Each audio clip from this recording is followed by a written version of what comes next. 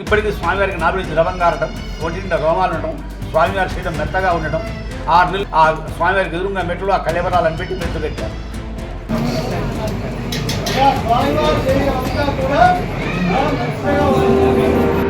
గంభీర సింహగ్రావ క్షేత్రావాస జయ సింహ దైత్యాంత విద్యుద్ఘాత వీక్షారోక్ష నరసింహ విస్తృత విస్ఫుట కర్కశ చాలిత దీర్ఘహస్తా విశ్వహిత శక్తియుత శంఖధర చక్రకర జ్వాలాకేసర సింహ శూలానకరణ సింహ శాశ్వత శాంతి సంస్థాపనార్థక లోకధ్వంస విధ్వంసకారక మృత్యుంజయ విజయ నారసింహ. అందరికీ నమస్కారం. మనం ఈరోజు శ్రీ హేమాచల లక్ష్మీ నరసింహస్వామి ఆలయంకి అయితే వెళ్ళబోతున్నాం. ఇక్కడ ఉన్నటువంటి లక్ష్మీ నరసింహస్వామి యొక్క మూల విరాట్ అనేది ఒక అద్భుతం అని చెప్పొచ్చు. ప్రపంచంలో మనం ఎక్కడ చూడలేము ఇలాంటి మూల విరాట్ని. అంత అద్భుతంగా ఉంటుంది. రియాలిటీ ఒక దేవుడు ఉన్నాడు అనే దానికి నమ్మకంగా ఇక్కడ ఉన్నటువంటి మూల విరాట్ని చూపించవచ్చు. ఎందుకంటే అక్కడ ఉన్నటువంటి మూల విరాట్ అనేది లక్ష్మీ నరసింహస్వామి స్వయంగా మనిషి శరీరం ఎలా ఉంటుందో, మనిషి మీద రోమాలు ఎలా వస్తాయో సేమ్ యాజ్ ఇట్ అట్నే ఉంటుంది. దానికి నిదర్శనంగానే ఎప్పుడైతే తన గుండె దగ్గర ఇక్కడ పుష్పం పెట్టి ఒత్తినప్పుడు లోతుగా వెళ్తుంది. అలాగే ఇంకా మన నాభి నుంచి నిరంతరంగా ద్రవం అయితే కారుతుందట ఎవరన్నా అనారోగ్యంతో ఉన్నప్పటికీ. అలాగే అక్కడ ఉన్నటువంటి ఆలయ అర్చకులు చెప్పింది ఏంటంటే కోవిడ్ టైంలో ఇక్కడికి చాలామంది వాళ్ళ వ్యాధిని తగ్గించుకోవడానికి వస్తే అక్కడ ఉన్నటువంటి లక్ష్మీ నరసింహస్వామి దగ్గర ఉన్నటువంటి నాభి నుంచి వచ్చినటువంటి ద్రవాన్ని పోసి వాళ్ళ జీవితాలు బతికినాయట. ఇది చాలా మిరాకిల్. ఈ ఆలయంలో చాలా మిరాకిల్ జరుగుతున్నాయి. ప్రజెంట్ నేను వీడియోస్ పెట్టేటప్పుడు అయితే అక్కడ జాతర నడుస్తుంది. వెళ్దాం అనుకున్న వాళ్ళైతే పక్కా వెళ్ళేసేయండి. 17వ వరకు ఉంటుంది. 5వ నెల 17వ తారీఖు వరకు ఉంటుంది. కంపల్సరీ విజిట్ చేయండి. ఆ లక్ష్మీ నరసింహస్వామిని చూసినట్టు ఉంటుంది. అలాగే అక్కడ ఉన్నటువంటి ఆలయ చరిత్ర ఏందో తెలుసుకుందాం. ఫస్ట్ ఆలయ చరిత్ర అర్చకుల ద్వారా తెలుసుకుందాం. అలాగే ఎలా వెళ్ళాలి అనేది అయితే మనం వెళ్ళి చూద్దాం. పదండి. శ్రీ హేమాచల లక్ష్మీ నరసింహస్వామి ఆలయం అడ్రస్ వచ్చేసి మల్లూరు విలేజ్. దీనికి మనకు ములుగు నుంచి అయితే 60 కిలోమీటర్స్ వస్తుంది. ఏటూ నాగారం నుంచి 30 కిలోమీటర్స్. ఏటూ నాగారం నుంచి ఒకటే రూట్. మనం వెళ్తే ఆ మల్లూరు ఆ విలేజ్ దగ్గర ఎంట్రెన్స్ కాగానే మల్లూరు పక్కనే మనకు టెంపుల్ రోడ్ అయితే ఉంటుంది. అక్కడ నుంచి అడవిలోకి అయితే 2 కిలోమీటర్స్ అయితే వెళ్ళాలి. వెళ్తే డైరెక్ట్గా మనకు ఆలయం యొక్క మెయిన్ ఎంట్రెన్స్ అయితే కనిపిస్తుంది. ఇది ఒకప్పుడు చాలా అరణ్యమైనటువంటి ప్రదేశం, కానీ ప్రజెంట్ అయితే గవర్నమెంట్ హ్యాండ్ ఓవర్లో తీసుకొని చాలా వరకు అయితే డెవలప్మెంట్స్ అయితే చేశారు. ఆలయం యొక్క ఎంట్రెన్స్ అయితే ఇది. ఇక్కడ నుంచి అయితే మనం నడుచుకుంటూ మెట్ల మార్గంలో ఆలయం దగ్గరికి అయితే వెళ్ళాలి.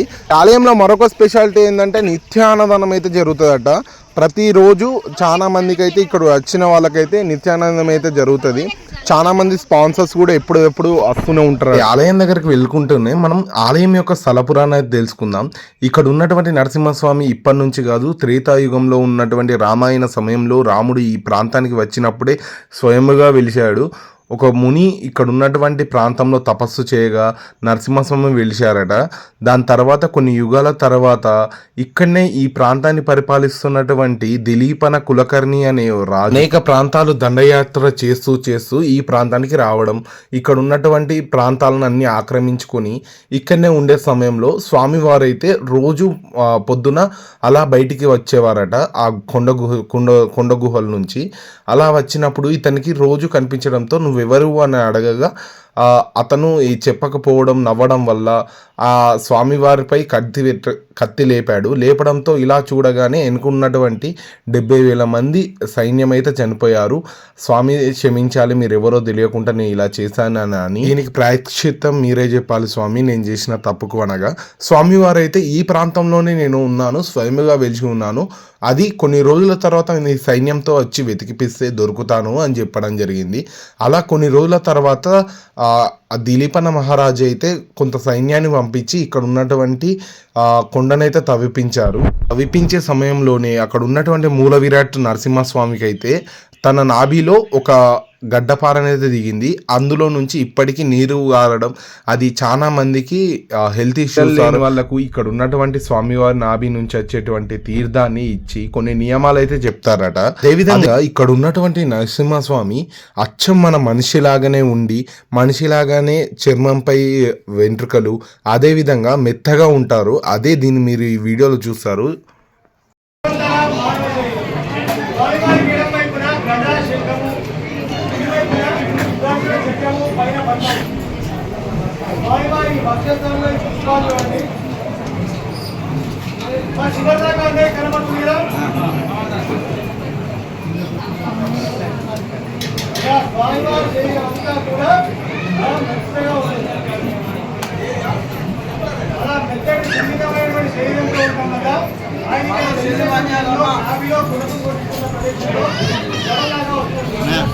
గర్భవిడి వీడియో దొరుకుతుందో దొరకదో అనుకున్నా, కానీ మన తెలుగు విహారాన్ని అయితే ఒకసారి అడుగు, అదేవిధంగా ఒక నెంబర్ అయితే ఇవ్వడం జరిగింది. దానివల్ల నాకైతే సులువుగా అయిపోయింది. థ్యాంక్ యూ వెరీ మచ్ అన్నయ్య. అదేవిధంగా ఇక్కడ ఉన్నటువంటి ఈ ఆలయంలో 9 తరాల నుంచి ఒకే వంశస్థులు, ఒకే కుటుంబం చెందినటువంటి వాళ్ళు పూజలు అయితే అందిస్తున్నారు. వారి మాటల్లోని ఇక్కడ ఉన్నటువంటి హేమాచల లక్ష్మీ నరసింహస్వామి చరిత్ర అయితే తెలుసుకుందాం. అయితే తీస్తాం. ఈ క్షేత్రం మీద హేమాచల నరసింహ క్షేత్రం, నవనరసింహ క్షేత్రంలో మొట్టమొదటి క్షేత్రం. ఈ క్షేత్రంలో నేను 9వ తరం పూజారిని, నేను ప్రధాన అర్చకుడిని. నా పేరు కైంకర్మ రాఘవాచార్యులు, ప్రధాన అర్చకుడు. ఈ దేవాలయం నేను చెప్పి 9వ తరం పూజారి, నేను చెప్పి 70 సంవత్సరాలు. ఈ దేవాలయం అతి పురాతన క్షేత్రం, రామాయణ కాలం నాటి క్షేత్రం. స్వామివారి ఇక్కడ స్వయంభు అంటే స్వామి నరసింహావతారం 46 రకాలు. ఇందులో మొట్టమొదటి అవతారం స్వామివారి భూమండలం మీద దిగిరావడం. పద్మభౌరుషి అనే మహర్షి శ్రీరామచంద్రుడు అవసరార్థమే ఆవాహన చేశాడు నరసింహస్వామి. అప్పుడు ఆ పద్మభౌరుషి నరసింహస్వామి ఆవాహన చేస్తే ఖగోళం నుంచి భూమి మీదకి దిగాడు. అప్పుడు శ్రీరామచంద్రుడు దర్శనార్థం ఇచ్చి శ్రీరామచంద్రుడు సీతాపరణం గురించి చెప్పడం జరిగింది. ఆ నరసింహస్వామి పలానా విధంగా ఇదంతా అన్ని మొత్తం చెప్పిన తర్వాత రాముడు లక్ష్మణుడు వెళ్ళిపోయారు. సూర్యాస్తమయ లోపల ఆ యొక్క పద్మవృషికి స్వామివారి దర్శన భాగ్యం కలగలేదు. ఈ లోపల సూర్యాస్తమయం స్వామివారి అంతర్ధానమయ్యారు. ఈ దేశాన్ని ఏలే రాజు దండయాత్ర చేసుకుని రాజ్య విస్తరణ చేస్తున్నాడు. దిలీపగట్టి మహారాజు శాతవాహన శకం 2వ శతాబ్దం. ఈ దేశాన్ని ఏలే రాజు దండయాత్ర చేసుకుని ఈ యొక్క రాజ్యాన్ని హస్తగతం చేసుకొని పైన కోటలు, కుంటలు, చెరువులు, బావులు, అగర్తలు, బురుజులు, సౌదాలు, సెలయేరులు, ఇటుక బట్టీలు, అనేక ధన కనక వస్తువులను అన్ని కోట నిర్మాణం చేసి భద్రపరుచుకుని 76 లక్షల సైన్యాన్ని పెట్టుకొని చేశాడు.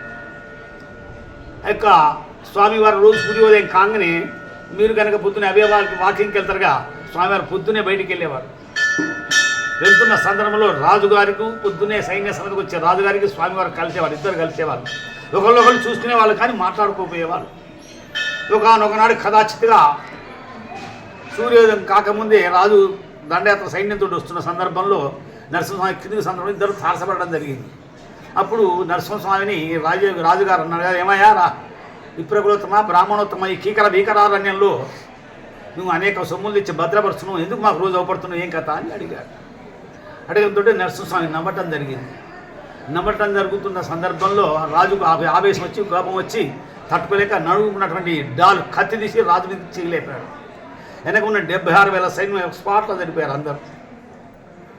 వెనక తిరిగి చూస్తే ఒక్క సైన్యం కూడా లేడు. అప్పుడు రాజుగారు సాష్టాంగ నమస్కారం చేసి, స్వామి క్షమించండి, తెలియక అహంకారంతో ప్రవర్తించాను, జరిగిన పొరపాటుకు క్షమించండి అని చెప్పాడు. ఏమీ లేదు.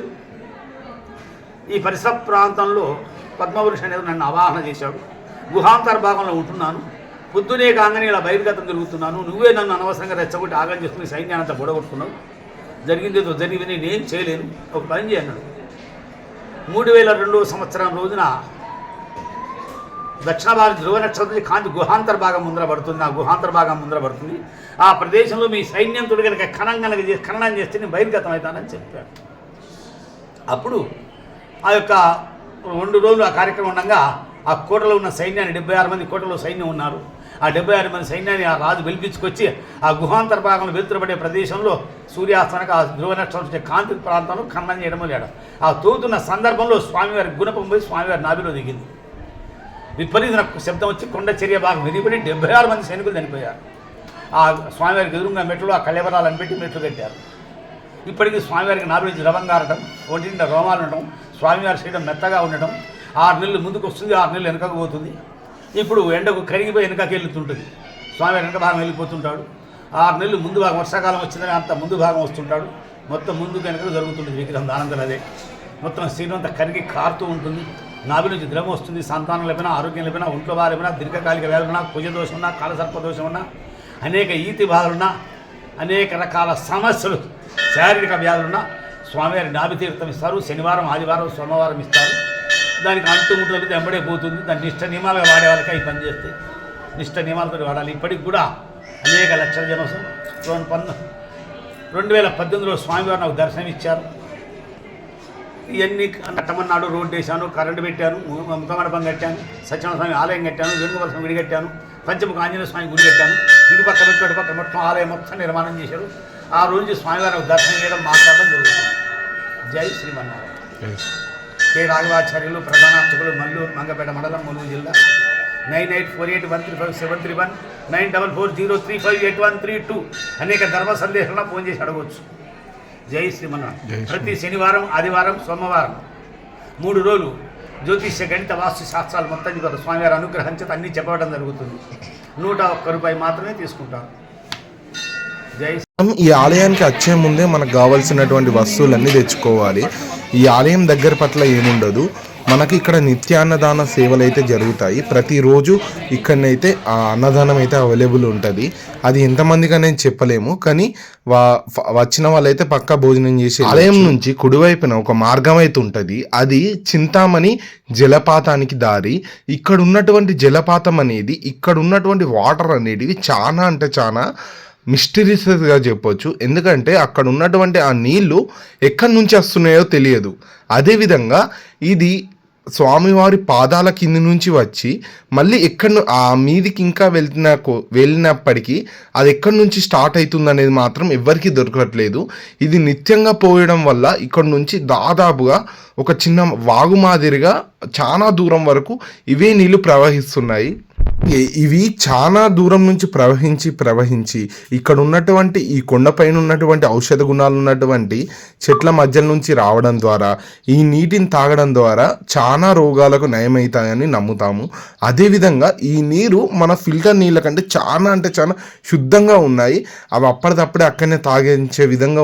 ఈ నీరు ఎక్కడి నుంచి వస్తుందని చాలా మంది ప్రయత్నించారు చూసేటందుకు, కానీ ఎక్కడి నుంచి వస్తున్నాయో ఇంతవరకు ఎవరికీ తెలియకపోవడమే విచిత్రంగా చెప్పవచ్చు. అలాగే ఇక్కడ ఉన్నటువంటి నీటిని చాలా మంది డబ్బాలలో తీసుకొని ఇక్కడికి రాలేకపోయిన వాళ్ళందరికీ తీసుకెళ్తున్నారు. చాలా మందికి అదేవిధంగా ఔషధ గుణాలు ఉన్నటువంటి ప్రాంతంగా చెప్పొచ్చు ఈ హేమాచల్. చివరిగా ఈ హేమాచల నరసింహస్వామి వారి చరిత్ర, అదేవిధంగా ఇక్కడ ఉన్నటువంటి మూల విరాట్ గురించి తెలిసిన తర్వాత నాకే కాదు ఈ ప్రపంచంలో ఉన్నటువంటి చాలా మందికి చాలా ఆశ్చర్యంగా అనిపిస్తుంది. భగవంతుడు ఉన్నాడా లేదా అనే వారందరూ ఎంతోమంది సందేహంలో ఉంటారు. కానీ ఈ ప్రాంతంలో ఉన్నటువంటి ఈ నరసింహస్వామిని చూస్తే నమ్మక తప్పదు. ఎంతోమంది అనుమానంతో ఉంటారు, నాలాగా ఎవరిలాగానో. ఒకప్పుడు నేను కూడా అలాగే ఉండేవాడిని, కానీ కొన్ని చూశాక నమ్మక తప్పదు. సరే, ఈ లక్ష్మీ నరసింహస్వామి గారి గురించి తెలుసుకున్న వారందరికీ కూడా థ్యాంక్ యూ. అదేవిధంగా ఈ వీడియోను కొంతమందికి అయితే షేర్ చేయండి. అలాగే thank you very much watching for full video.